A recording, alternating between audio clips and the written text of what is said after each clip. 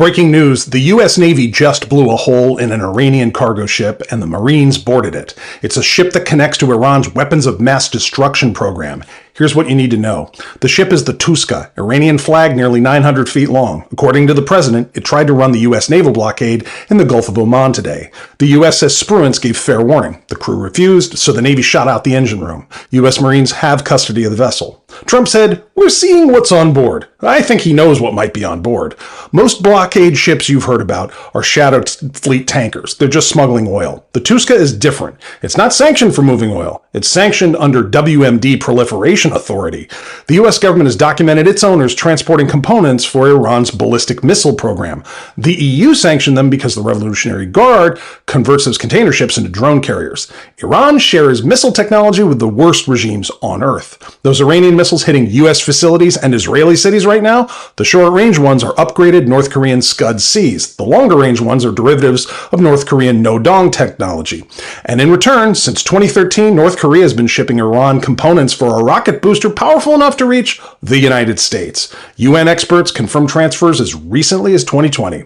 The logistics vessel for that pipeline, that's who runs the Tuska. So the Marines just grabbed a ship known for trading WMDs right before more peace talks. America apparently isn't going to sit around and pretend that Iran isn't a threat. Trump is bringing this to a turning point.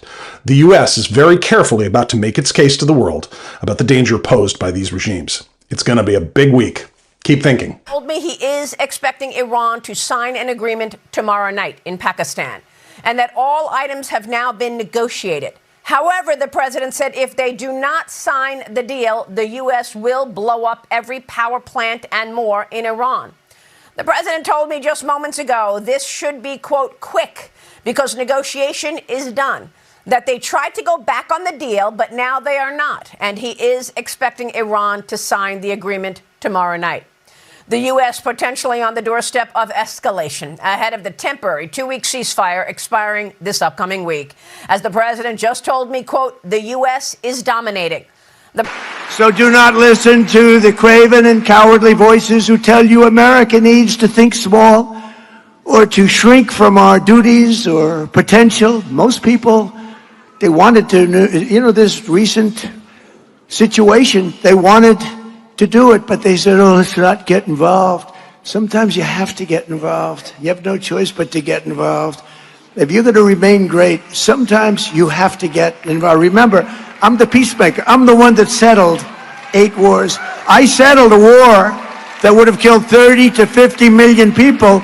India, Pakistan. You have to sometimes get involved. We are the inheritors of the most incredible civilization that has ever existed, and our task is to defend it. We have to defend it. Past leaders used our wealth and power to make other countries rich and treated our military like a charity for the world while getting barely a word of thanks in return. Nobody thanks us. They don't say, oh, thank you so much. They don't thank us. They think we're stupid. That's really what it is.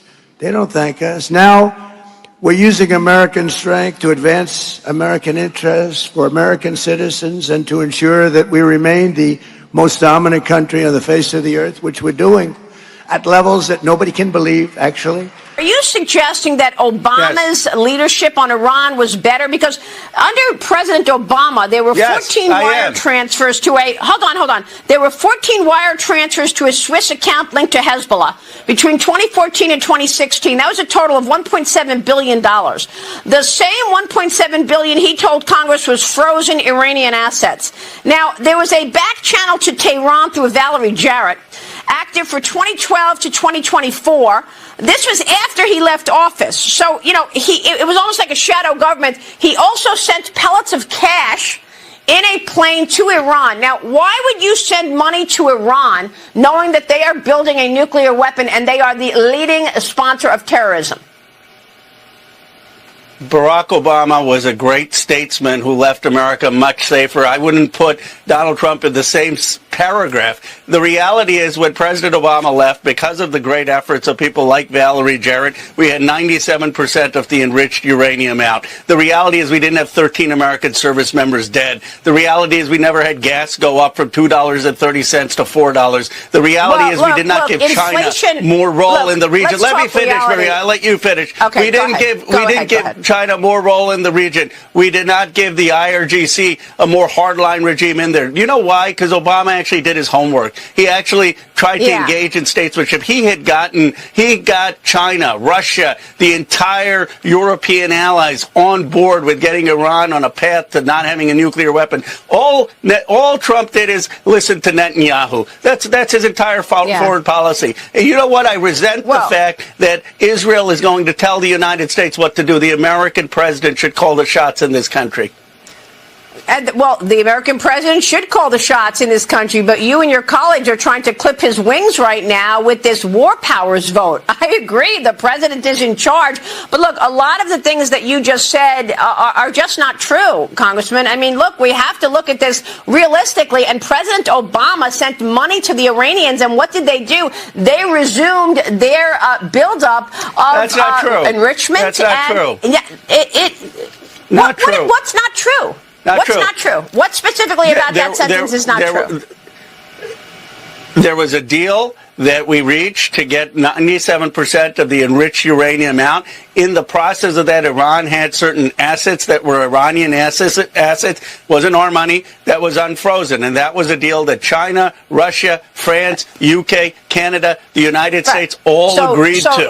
And then you had Netanyahu come in and try to torpedo it, and AIPAC tried to torpedo that deal. We were on a path to having a denuclear Iran, but what happened is it wasn't in Netanyahu's interest and AIPAC's interest, and they've dragged us into another war in the Middle East. They've hurt American people, and the American people are tired of it. They want people who are going to be Team America. They want people who are going to bring gas prices down here and care about our nation and get us out of these wars, and that's why Obama won. He was against the Iraq War.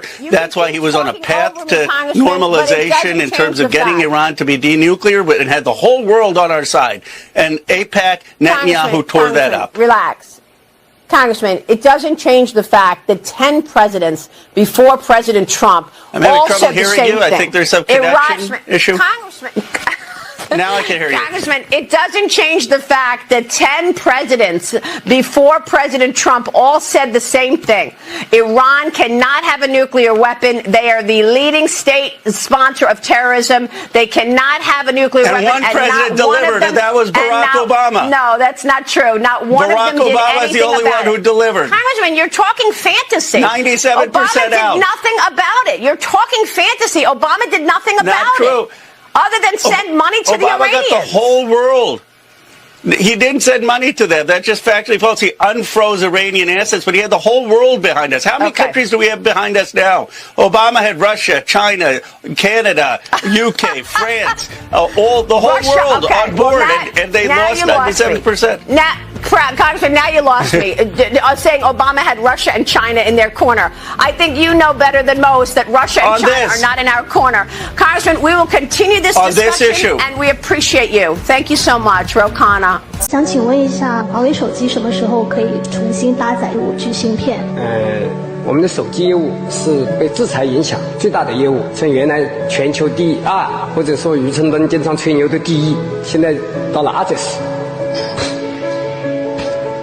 所以这个现在美国商务部只许可了这个4G 手机芯片，所以说我们只能造4G 手机，5G 手机要等待美国商务部的批准。他能够许可5G 芯片给我们，我们就能生产5G 手机，而且还能做成折叠屏。 Which is fine and great. I don't see why that wouldn't be the case in China as well. If you sell them NVIDIA chips, just the same way that Google can use TPUs and NVIDIA. We have to keep innovating, and as you probably know, our share is growing, not decreasing. The premise that even if we competed in China, that we're going to lose that market anyways. You're not talking to somebody who woke up a loser.